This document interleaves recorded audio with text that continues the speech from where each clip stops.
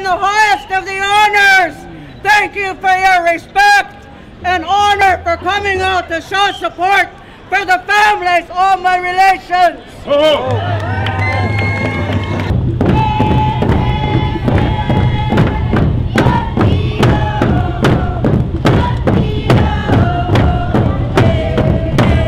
The community in Vancouver called First United Church was formed 125 years ago. And 125 years ago, a tree in the Haida Gwaii began its life. A tree that now gives us this totem pole. So we light candles in this building every Wednesday night as a reminder and statement that over those 125 years, the Creator has been shaping our world and the Spirit has been at work in our lives.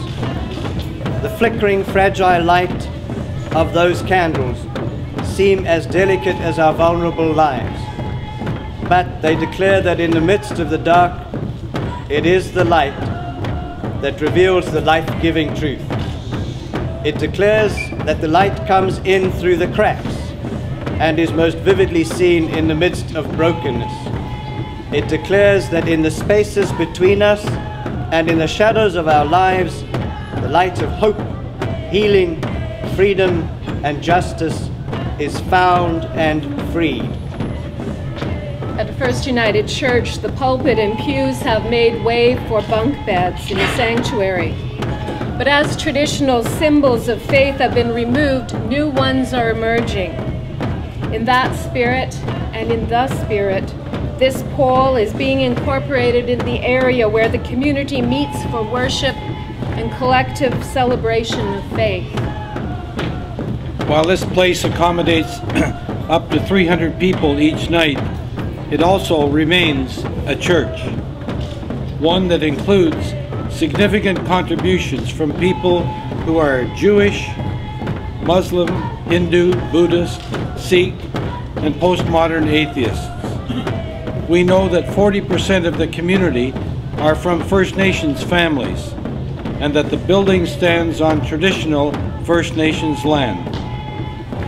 As you see, the pole is incorporated with banners and other symbols produced by members of the First United Church community as expressions of personal faith. Together, these symbols anchor and focus the sacred space in which we collectively function and worship.